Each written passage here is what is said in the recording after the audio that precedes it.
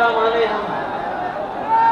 ललितपुर ऐसा जिला है जो चारों तरफ से लगभग मध्य प्रदेश से घिरा हुआ है।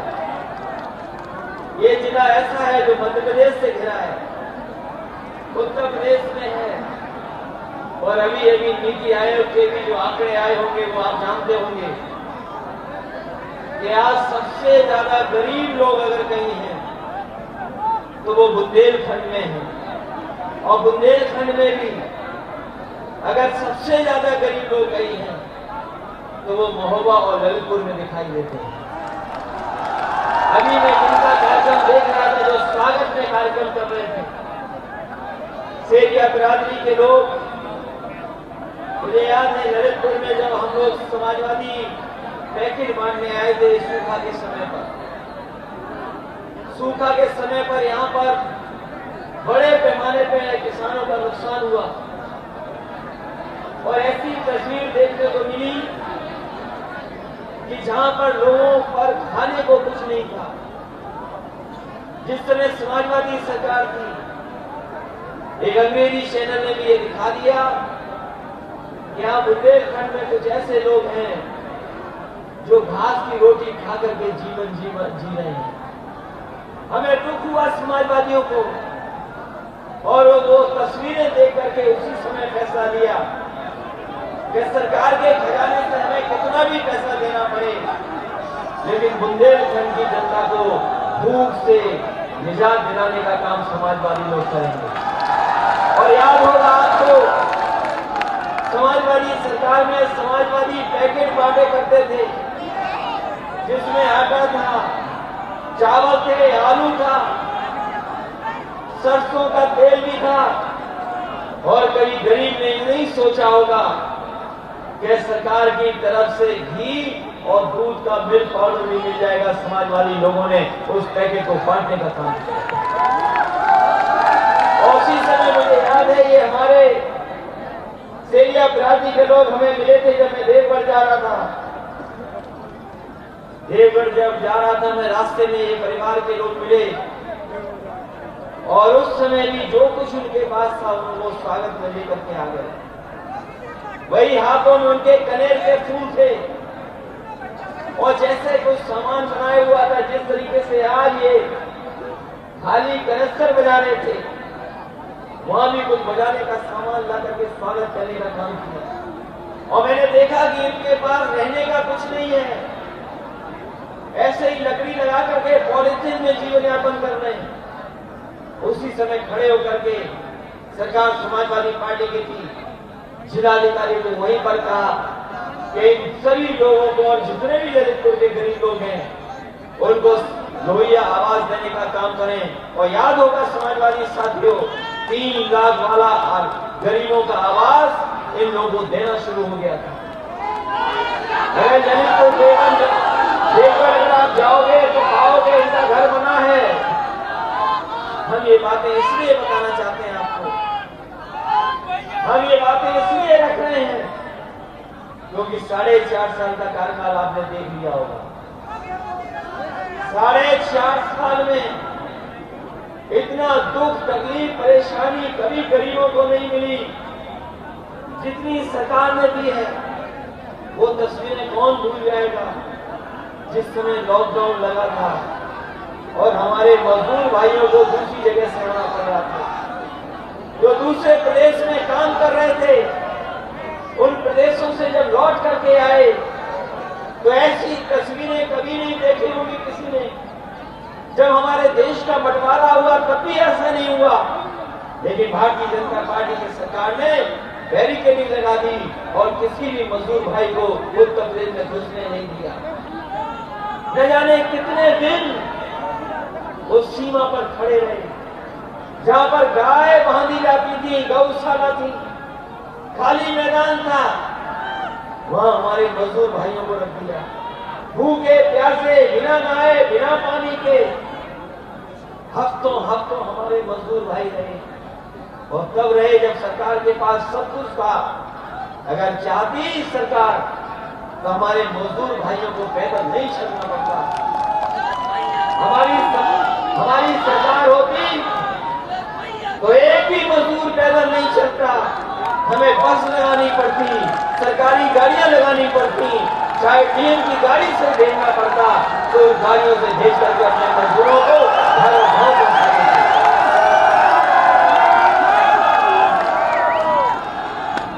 ऐसी तस्वीर और ऐसी खबर दुनिया में नहीं आई होगी जैसी ललितपुर से एक बार आई थी।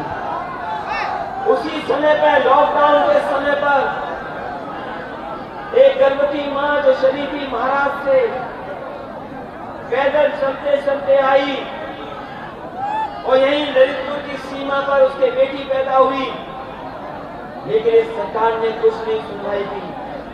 वो मां 2-3 घंटे वहां रही, उसके बाद अपनी बच्ची को लेकर के अपने गांव पहुंच गई। कोई मदद नहीं पहुंची। जब खबर मैंने पढ़ी अखबारों में तो मैंने समाजवादी पार्टी के नेताओं को उसके घर पर भेजा और घर पर भेज करके मैंने कहा ये दूर से चल करके आई होगी, हो सकता है इसके परिवार के पास कुछ ना हो, उसका वही गरीब घर, वही टूटा फूटा घर पॉलिथीन से ढका हुआ था। कोई मदद नहीं पहुंची सरकार की तरफ से। अगर किसी ने उस मां की मदद की थी तो वो समाजवादी लोगों ने मदद की और 1 लाख रुपए उस परिवार को पहुंचाने का काम किया।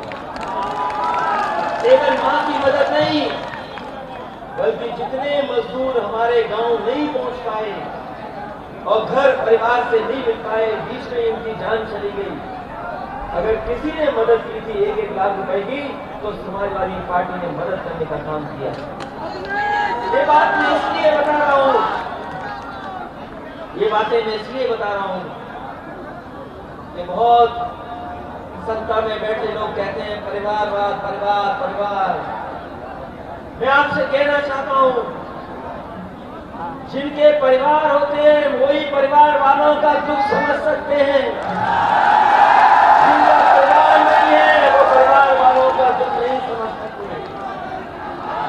और ये हमें नहीं लगता कि योगी मुख्यमंत्री है। योगी नहीं है, ये मुख्यमंत्री योगी नहीं है। ये योगी वही होता है जो दूसरे का अपना दुख समझे। हमने तो यही पढ़ा है गीता में कि जो दूसरे का दुख अपना समझे वही योगी है। बताओ ये मुख्यमंत्री योगी है कि नहीं है? ये मुख्यमंत्री योगी है कि नहीं है? और उत्तर प्रदेश को क्या बना दिया इन्होंने? कहा था ललितपुर में वो हवाई पट्टी बन जाएगी, हवाई अड्डा बन जाएगा। कभी आए होंगे बुंदेलखंड में तो कह के गए कि हवाई अड्डा बन जाएगा। बताओ ललितपुर के लोगों, गरीब लोगों, पहनने को चप्पल भी नहीं होगी। ये कहा था इन्होंने कि हवाई चप्पल पहनने वाला हवाई जहाज पे चलेगा। और अगर आप आंख खोलोगे, ध्यान से अखबार पढ़ोगे तो अब तो इन्होंने हवाई जहाज भी बेच दिए हैं और हवाई जहाज जहां खड़े होते हैं वो हवाई अड्डे भी बिक गए हैं। और महंगाई इतनी बढ़ा दी है कि अब आपकी गाड़ी और मोटरसाइकिल नहीं चल सकती है। जो हवाई जहाज में बैठाना चाहते थे चप्पल वालों को, उन्होंने डीजल पेट्रोल इतना महंगा कर दिया है कि आपकी गाड़ी नहीं चलेगी, मोटरसाइकिल नहीं चल पाएगी। 100 रुपए पार हो गया कि नहीं हो गया पेट्रोल? डीजल महंगा, पेट्रोल महंगी, हर चीज महंगी। ये कहते थे कि हम झोला लेके चले जाएंगे, झोला लेके चले जाएंगे। कभी किसी ने कहा था कि झोला लेकर के चले जाएंगे। हम गरीब लोग हैं, हम बाजार जाते हैं, अपने झोले में सब्जी, अपने झोले में सामान लेकर के आते हैं अपने परिवार वालों के लिए। इसलिए हमें पता है कि महंगाई क्या है और ये महंगाई जानबूझ करके बढ़ाई जा रही है। अगर ये चाहते तो महंगाई रोक सकते थे, लेकिन महंगाई ये नहीं रोक रहे हैं। ये महंगाई लगातार बढ़ती चली जा रही है। और आप लोगों ने देखा है नोटबंदी हुई तो लाइन में लग गए हम लोग। जब बीमारी आई तो दवा के लिए, ऑक्सीजन के लिए अस्पताल में भर्ती होने के लिए लाइन में लगे। अभी खाद में हम लोग लाइन में लग रहे हैं। खाद के लिए ये पता नहीं कैसे भाजपा के लोग हैं, कोई फैसला लेते उसमें लाइन में लगना पड़ता है, लाइन में लगना पड़ता है, लंबी लंबी लाइनों में। नोटबंदी हुई तो बताओ लाइन में लगे कि नहीं लगे आप? और जब दवाई की जरूरत थी तो आपको लाइन में लगना पड़ा कि नहीं लगना पड़ा? और आपको ऑक्सीजन और दवाई और बिस्तर के लिए लाइन में अस्पतालों में लगना पड़ा कि नहीं लगना पड़ा? इसलिए ललितपुर वालों मन बना लो, इस बार लाइन में लग करके एक एक वोट इनके खिलाफ डाल देना। इनकी लाइन का पता नहीं लगेगा कहां से लगेगा।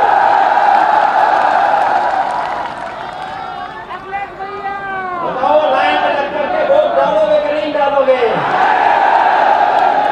और यहाँ तो किसानों की जान चली गई। कोई सोच सकता है कि खाद के लिए किसान निकले हो, खाद न मिली हो, उन्हें जान देनी पड़ी हो? दुनिया में ऐसा कहीं नहीं है कि जहां पर किसानों को इतनी तकलीफों का सामना करना पड़ रहा है। आज किसान के सामने संकट है, वो फसल नहीं पैदा कर पा रहा है, खेत को पानी नहीं, घर पर प्यास नहीं, प्यास के लिए पानी नहीं है। इसलिए समाजवादी पार्टी के लोग तय करते जा रहे हैं। अभी जो डैम उद्घाटन भी हुए हैं, ये उद्घाटन के उद्घाटन है। समाजवादी सरकार बनेगी तो इंतजाम करेंगे कि कैसे हमारे किसान और बुंदेलखंड के किसान अपने खेतों में 2 फसल ले लें, और 2 फसल जिस दिन ले लेंगे उसी दिन हमारा बुंदेलखंड का किसान खुशहाल हो जाएगा। उसे पीछे मुड़कर के नहीं देखना पड़ेगा। आप भरोसा दिला के जा रहे हैं कि आपको खाद के लिए लाइन में नहीं लगना पड़ेगा, चाहे हमें पहले से खाद खरीदनी पड़ जाए, सरकारी खजाने से पैसा निकाल करके खाद खरीद कर करेंगे, आपको लाइन में नहीं लगने देंगे। ऐसा इंतजाम समाजवादी लोग कर रहे हैं। ये तो कहते थे कि आय दोगुनी हो जाएगी। किसान भाइयों बताओ आपकी आय दोगुनी हुई कि नहीं हुई? जाने किन किसानों की बात कर रहे थे भारतीय जनता पार्टी के लोग? यहाँ तो नहीं हुई किसी किसान की आय दोगुनी। अन्ना पशु तो घूम ही रहे हैं, और हमारा किसान अगर मेहनत कर करके फसल तैयार कर ले, महंगी खाद खरीद करके, डीएपी, कीटनाशक दवाइयां जैसे तैसे इंतजाम करके अगर फसल तैयार भी कर ले, तो पता नहीं कहां से बुलडोजर वालों के बुल आ जाते हैं जो खेत को चल जाते हैं। न जाने कहां से ये बुलडोजर वालों के बुल आ रहे हैं। बुल तो समझ गए हो कि नहीं समझ पा रहे हो? बुल और बुलडोजर हटाओगे कि नहीं हटाओगे? नौजवानों सोच लो, नौकरी नहीं, रोजगार नहीं, कोई कारोबार नहीं। बड़े बड़े आयोजन किए थे लखनऊ में, इन्होंने बड़े बड़े उद्योगपति बुलाए थे और कहा था कि यहाँ पर उत्तर प्रदेश में कारखाने लगाएंगे, उद्योग लगेंगे। लखनऊ के आसपास तो कहीं नहीं लगे कारखाने, उद्योग। बताओ ललितपुर वालों, कहीं आपके यहाँ कारखाना लग गया हो तो बताओ? कोई नहीं लगा। जो इंतजाम समाजवादियों ने किए थे वही इंतजाम है, कोई नया इंतजाम नहीं कर पाई है सरकार। अगर कोई नया इंतजाम किया हो तो बताया हमें। जो कारखाने नहीं लगेंगे, उद्योग नहीं लगेंगे, सरकारी संपत्ति भी जाएंगी, तो बताओ हमारे नौजवानों का भविष्य क्या होगा? न नौकरी न रोजगार, और अगर कहीं रोजगार निकल भी रहे हैं तो टीटी की परीक्षा का पेपर लीक कर रहे हैं। ये नौजवान जानते होंगे ये पहली बार लीक नहीं हो रहे पेपर। इस सरकार में न जाने कौन सा लीकेज है जो लीक ही हो जा रहे अखबार। ये अपना लीकेज नहीं बंद कर पा रहे, हमेशा पेपर लीक हो रहे हैं। और अगर परीक्षा होती भी तो परीक्षा रद्द हो जा रही है। इसलिए नौजवानों, कोई इंतजाम हमें करना पड़े, अपने नौजवानों को नौकरी रोजगार, और कभी भी परीक्षा निरस्त नहीं होगी, चाहे हमें कोई इंतजाम करना पड़ जाए। इसलिए जहां हम लोग आपके बीच आए हैं,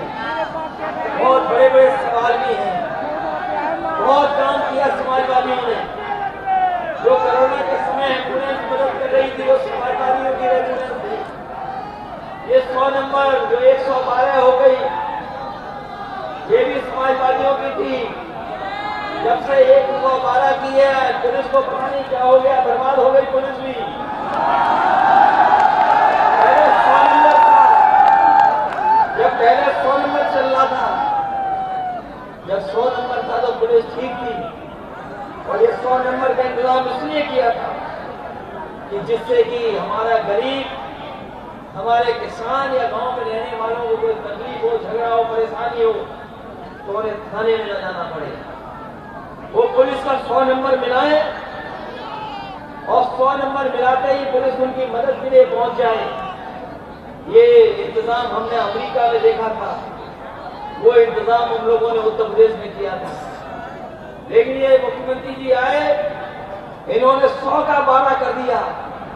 100 का 12 कर करके हमारी पुलिस को पूरा कबाड़ा कर दिया। बताओ पुलिस खराब हो गई कि नहीं हो गई? इन्होंने क्या कर दिया? इन्होंने 100 से 112 हमारी पुलिस का भी कबाड़ा करके पुलिस को भी खराब कर दिया। पुलिस खराब हो गई कि नहीं हो गई? और इतना अन्याय भी कहीं नहीं हुआ होगा जितना हो रहा है अन्याय। जात के नाम पे, धर्म के नाम पर इतना अन्याय कभी नहीं हुआ होगा जो इस सरकार में हो रहा है। आप देखोगे जात को देख करके थाने में रिपोर्ट लिखी जा रही है। कोई कल्पना कर सकता है कि जात को देख करके एफआईआर लिखी जाएगी कि नहीं लिखी जाएगी? न जाने कितने लोग थाने में मार दिए गए। उत्तर प्रदेश नंबर 1 है थानों में जान जाने वाले। इतनी जाने कहीं नहीं गई जितना उत्तर प्रदेश में गई। कोई कल्पना कर सकता है कि 2 फीट के पाइप से कोई फांसी लगा सकता है? ये उत्तर प्रदेश में भारतीय जनता पार्टी की सरकार बन रही। ये कहते हैं हमारी दमदार सरकार है, ये इनकी दमदार सरकार नहीं है। इनके पास दमदार झूठ है, दमदार झूठ है। इनकी दमदार सरकार नहीं है, दमदार झूठ है। और दमदार झूठ वालों ने सोचो कैसा करके दिखाया। ललितपुर की वो तस्वीर कोई भूल नहीं सकता। जब किसान अपने हक को मांगने निकले, यही भारतीय जनता पार्टी की सरकार के गृह राज्य मंत्री के साथियों ने, उनकी पार्टी के लोगों ने किसानों जो हक मांगने गए थे उनके मुंह पर जीप चढ़ा दी। कोई सोच सकता है कि आज के समय पर किसानों को जीपों से कुचल दिया जाए? एक बार तो अंग्रेजों ने जलियांवाले बाग में आगे से गोली मारी थी, लेकिन भारतीय जनता पार्टी की सरकार में किसानों को पीछे से चला दिया गया। ये है अन्याय। किसान अपना हक मांग रहे थे और ये जो 3 कानून वापस हुए हैं, ये केवल वोट के लिए कानून वापस हुए हैं। ये किसानों का हित नहीं चाहते हैं। किसान खुशहाल तब होगा जब भारतीय जनता पार्टी की सरकार उत्तर प्रदेश और केंद्र से रवाना हो जाएगी, तब जाकर के हमारे किसान खुशहाल होगा। जो लोग किसान पर जीप चढ़ा दें, कुचल दें किसान, उनसे क्या उम्मीद करोगे आप? चाहते नहीं तो भला होगा। इसलिए किसान दुखी है, नौजवान दुखी है, व्यापारी बर्बाद हुआ है और जात और धर्म के खेल में उत्तर प्रदेश को पीछे धकेलने का काम किया। इसलिए इस मौके पर हम आपसे कहने आए हैं कि जिस तरीके से समाजवादी सरकार में ललितपुर की विकास में पीछे नहीं रहा, हम लोग विकास में आगे बढ़ाने का काम करेंगे। अपने किसानों के लिए हमें कोई फैसला लेना पड़े, किसान को खुशहाल बनाने के लिए नई से नई योजना लानी पड़ेगी। अब किसानों को खुशहाल बनाने के लिए नई योजना निकल और अपने नौजवानों से देख करके जा रहे हैं। समाजवादियों ने काम करना शुरू कर दिया था। अच्छी पढ़ाई हो, अच्छी पढ़ाई के बाद अच्छी ट्रेनिंग हो जाए, तब जाकर के नौकरी रोजगार मिलेगा। इसीलिए समाजवादियों ने लैपटॉप भी मार करके दिखा दिए थे। जहां भी समाजवादियों के लैपटॉप बटे होंगे, आज भी इस गांव में समाजवादी पार्टी का लैपटॉप चल रहा होगा, लैपटॉप खराब नहीं हुआ होगा। और जब उसको ऑन करते होंगे तो आप पाते होंगे कि नेताजी और हम ही लोग दिखाई देते हैं। जब ऑन होता है लैपटॉप, कोई दूसरा नहीं दिखाई देता। समाजवादी ने लैपटॉप बांट दिए थे और ये मुख्यमंत्री जी कहते हैं कि हम अब नौजवानों को टैबलेट देंगे, स्मार्टफोन देंगे। नौजवानों पूछो मुख्यमंत्री जी से 4.5 साल से कौन सी टैबलेट दे रहे थे हमें, जो अभी तक नहीं बांट पाए। टैबलेट भी 4.5 साल से टैबलेट ही नहीं दे पाए। और ये मुख्यमंत्री क्यों देंगे आपको लैपटॉप? क्योंकि ये मुख्यमंत्री लैपटॉप चलाना नहीं जानते। और जो मुख्यमंत्री लैपटॉप चलाना नहीं जानता वो तो बताओ नौजवानों के भविष्य बेहतर बनाने के लिए लैपटॉप नहीं दे सकता। इसलिए आपसे पूछने आए हैं, बताओ आप योगी सरकार चाहते हो कि योगी सरकार चाहते हो?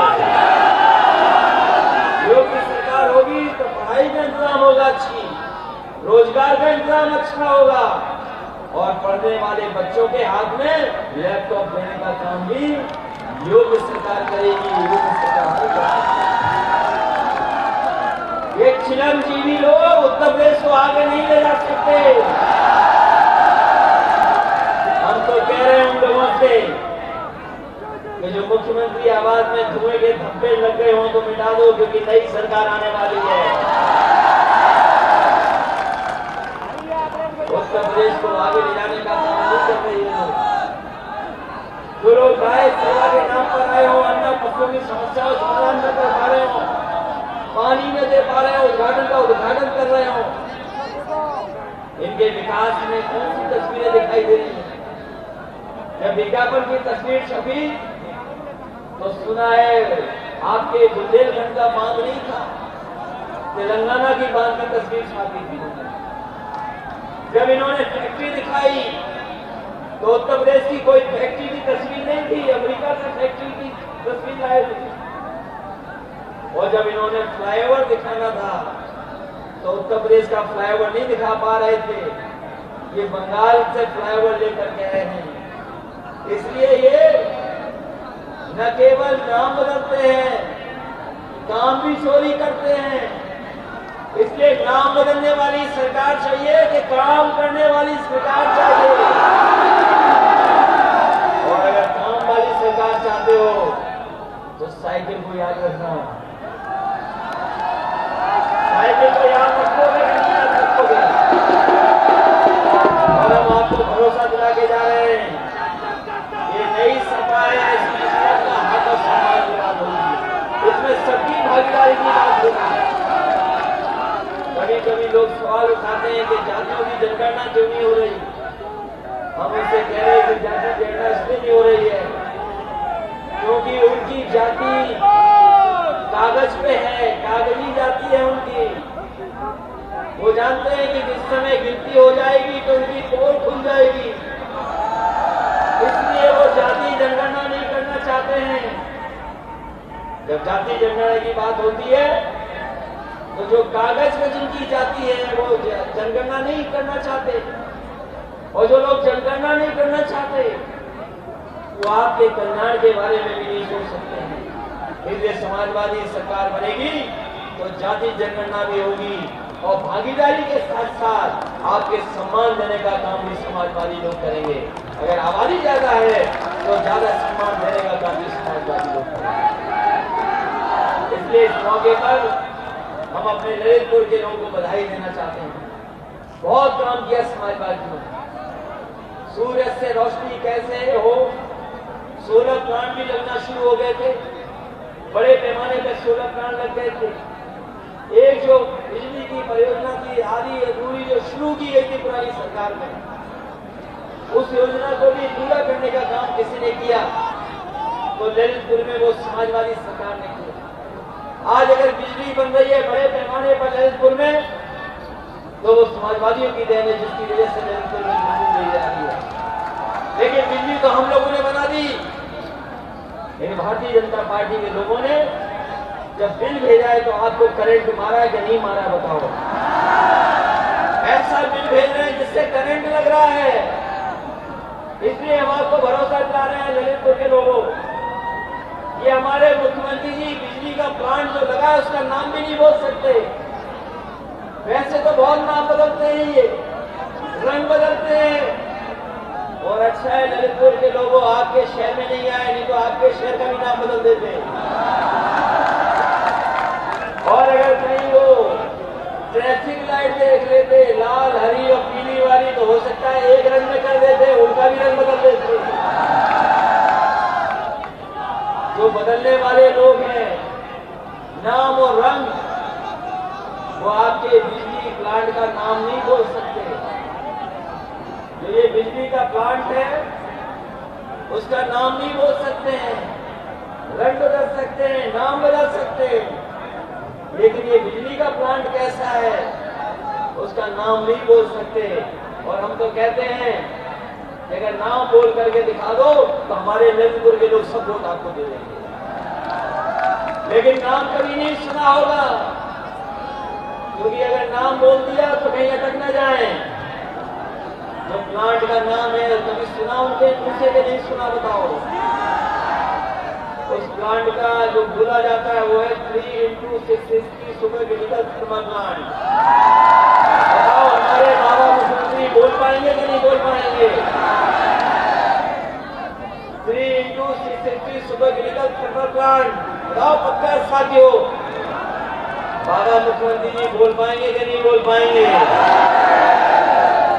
जो बोल नहीं पाएंगे वो आपको सस्ते जिंदगी दे सकते हैं। इसलिए समाजवादी लोग आपको भरोसा दिला के जा रहे हैं। उम्मीद से ज्यादा अगर हमें राहत देनी पड़ेगी अपने किसानों को, गरीबों को बिजली की, तो हम बिजली का देने का काम करेंगे। इन्हीं शर्तों के साथ हम अपने नेताओं का धन्यवाद देते हैं और आई हुई जनता का बहुत बहुत धन्यवाद देते हैं। ये ऐतिहासिक कार्यक्रम है। हम अपने इनके जो सांस्कृतिक कार्यक्रम कर रहे हैं इन हम साथियों का भी बहुत बहुत धन्यवाद देते हैं।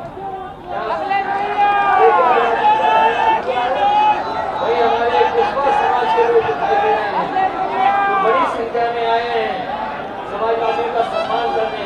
हम आपका विशेष धन्यवाद देते हैं। आप लोगों ने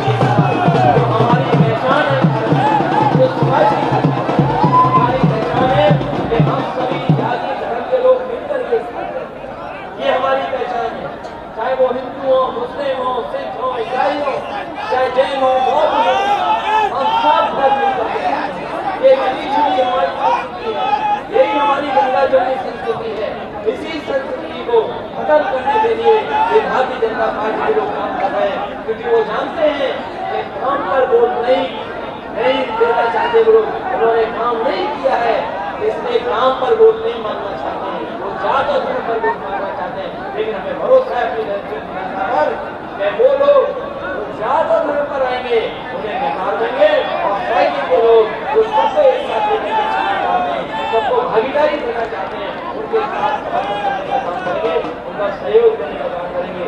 आप सबका बहुत बहुत धन्यवाद, बहुत बहुत बधाई आपको इस